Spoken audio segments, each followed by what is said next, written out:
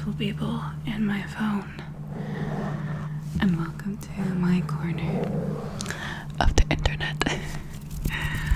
I have gathered you all here today to talk all things literature for a little bit. I have put on my little lad-esque gown, and I'm all ready to discuss the literary situation that I'm in right now. I have multiple books over there, and we're gonna make all kinds of sounds. You might have noticed a different lighting situation, and I think the shadows are quite relaxing, so maybe just maybe you should, get comfy and let's get into it, shall we? So I thought we could start with the books that I did end up reading. Here we have drum roll please, The Bell Jar by Sylvia Plath and The Secret History by Donna Tartt, both of which have left me feeling feelings and having complicated thoughts, which is always a good thing. I'm always on the hunt for a book that will make me feel stuff, and these two books, especially The Bell Jar by Sylvia Plath, have left me in a sort of intellectual predicament because I have no idea what to think. It kind of forces me to reevaluate my initial ooga booga thoughts, because let me tell you, I did feel very strongly about this book just after, during and after I finished reading it. I'm currently writing an essay about it because, I really do appreciate a read that can really make you think. Hold on, I'm gonna pull out on my iPad here when I started writing up about it. Oh my god, this is my stupid game. I feel like, and I'm just gonna read like a little thing that I have written as an introduction. The whole thing is called The Bell Jar, Sylvia Plath and the Anatomy of a Complex Read. I feel like reading books is one of the most difficult parts about wrapping up a read, second only to truly understanding the work and where its author is coming from. This, I'm sure, is especially true with Sylvia Plath's Confession of a Book. It's upside down, isn't it? He's right behind me, isn't he? Oh my god, The Bell Jar. From 1963. This truly isn't just your everyday, unhinged, coquettified read. It is a profoundly complex culmination of a woman's despair. Oh my goodness. It's in the title, duh. Even though it is commonly described as coming-of-age fiction, I couldn't help but feel as if Esther was Plath herself, getting lost in the fog of the American dream of the 1950s to the /60s, and what I am in my soul is not a sucker for a good self-insert. As we all know, Sylvia Plath wasn't, at her best mentally when she released this or wrote this. I've noticed that the best writing, naturally, comes from one's own experience. And thus, when I read this, I felt like I was suffocated by this fake, deep Tumblr girl-esque situation.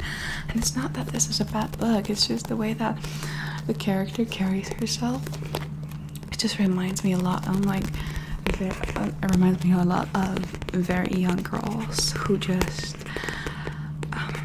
let themselves be swallowed whole by their emotions, which is not a bad thing at all, but this being such a classic, just I expected more of it in a way. I expected more maturity, I expected grittiness to it, and there was none. It's just the main character spiraling into despair and self-destructing and talking to men, just doing nothing, a whole lot of nothing. But I feel like I wouldn't recommend this, honestly. I wouldn't recommend it to anyone who just wants a good read, but not all reads have to be good. I feel having like what you can take from a book isn't always like that you enjoyed it. Sometimes putting it down and having a sigh of relief is just, wow, I did that. And then you start to think about it and it starts to unravel itself, which is the beauty of literature.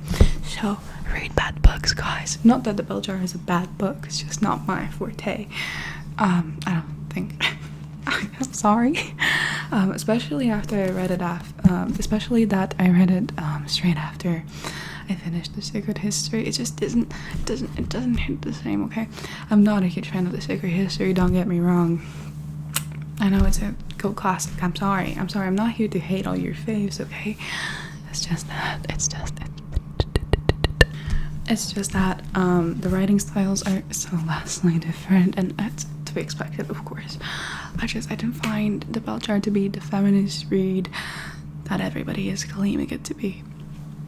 Sue me. I'll be writing on this. I'll be cultivating my thoughts in a more coherent manner, but right now all I can say is it was okay. I guess we'll see.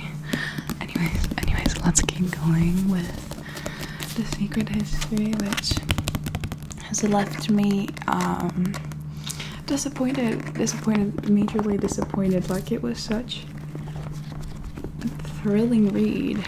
A thrilling read.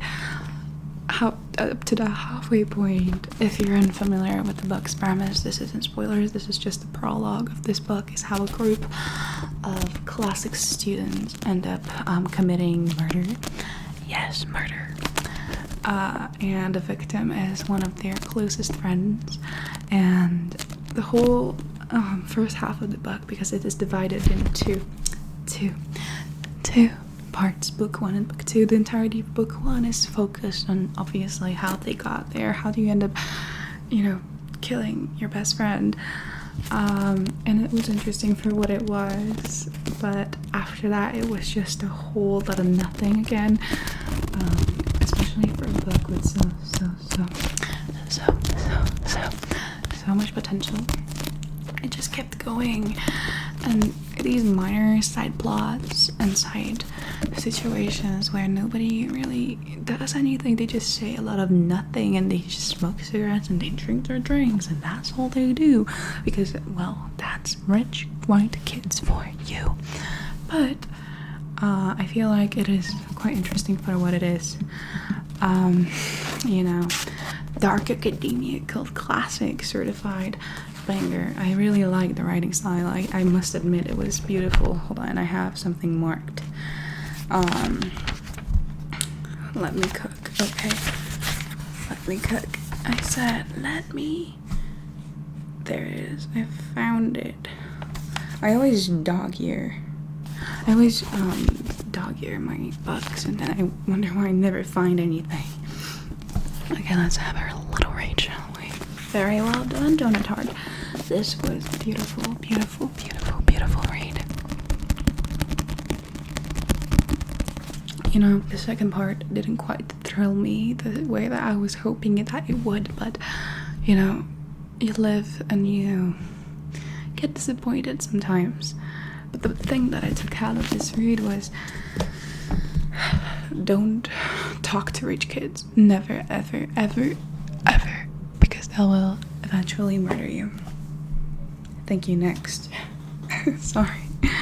So unprepared for this video. So I thought we could continue with books that I'm currently reading. Hold on. I thought that we could continue with books that I'm currently reading. Sue me, Lolita by Vladimir Nabokov. I'm not even gonna explain myself here. I just consumed a ungodly amount of video essays on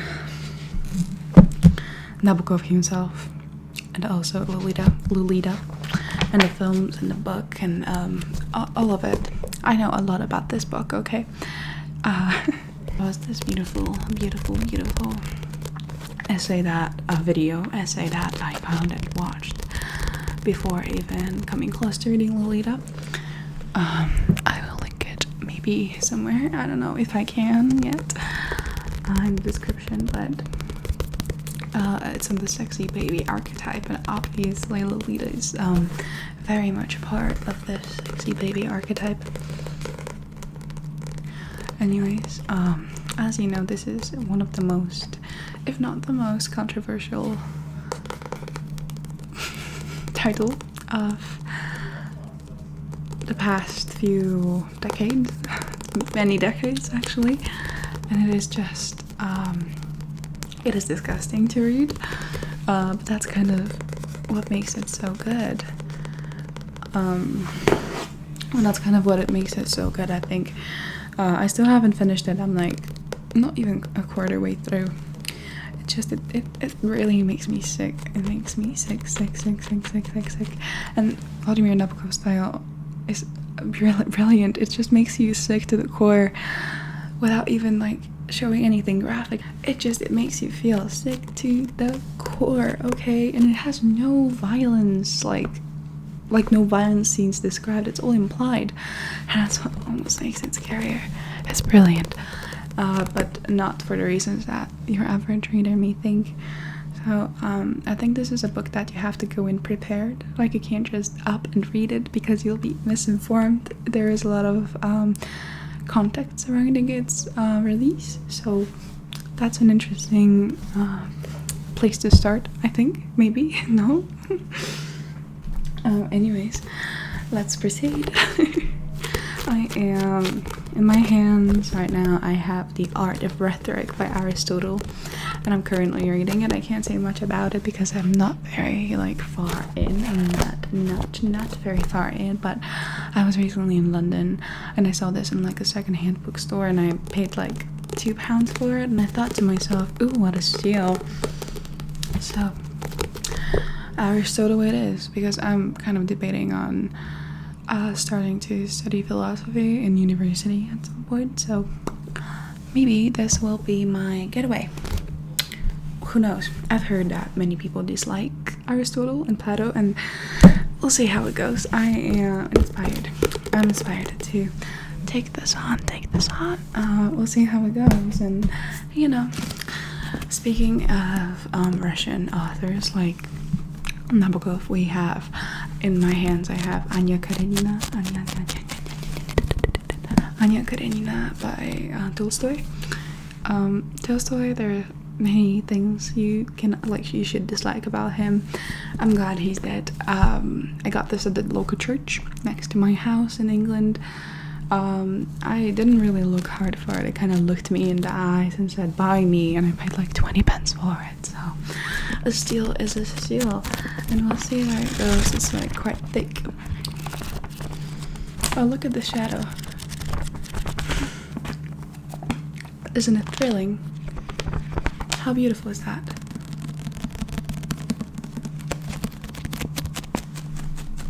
I really like the lighting situation. I'm not gonna lie to you. You know, the shadows do get in my face, but also they're kind of hypnotizing. That's gonna be very good for visual triggers, isn't it? Sorry, this was a little tangent, but yeah. Let's see. I really dislike how the English version has Anya Karenin. And there's like a foreword from the translator about this, and they explain themselves, but I still feel like you should just call her Anya Karenina because she's a woman. I hate English. Anyways, here I just found my copy of Dakota Warren's Sun Swallowing. In their words, hold on.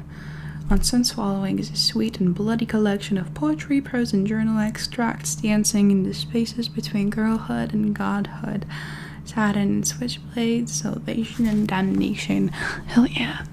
And I just started kind of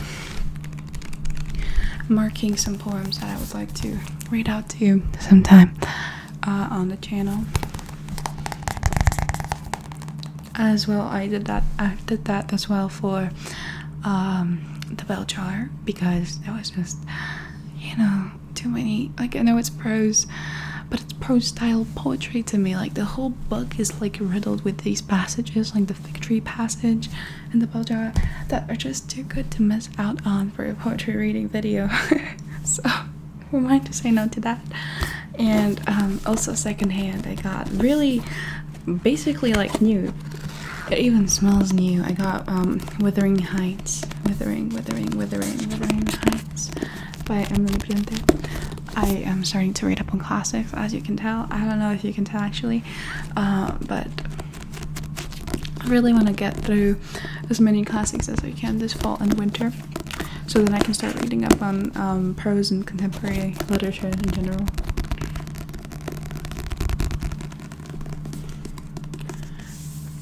This is such a smooth cover, and I really like the painting situation that Penguin has. And then we have you know, this is not a classic, okay? I'm sorry. This is not a classic. This is far from a classic. This is this is American Psycho. Sue me.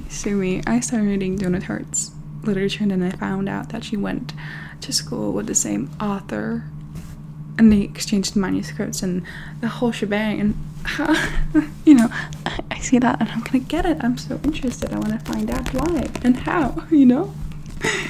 I'm so curious. I'm so morbidly curious.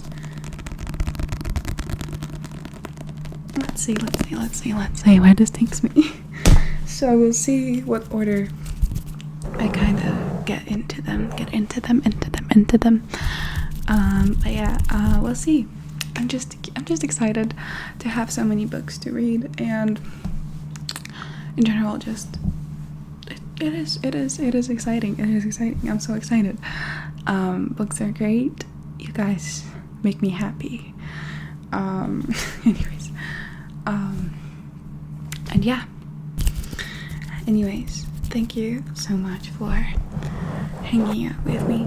I hope that I relaxed you in some way, or that you learned something new. Who knows? Anyways, I hope to see you later. Bye bye.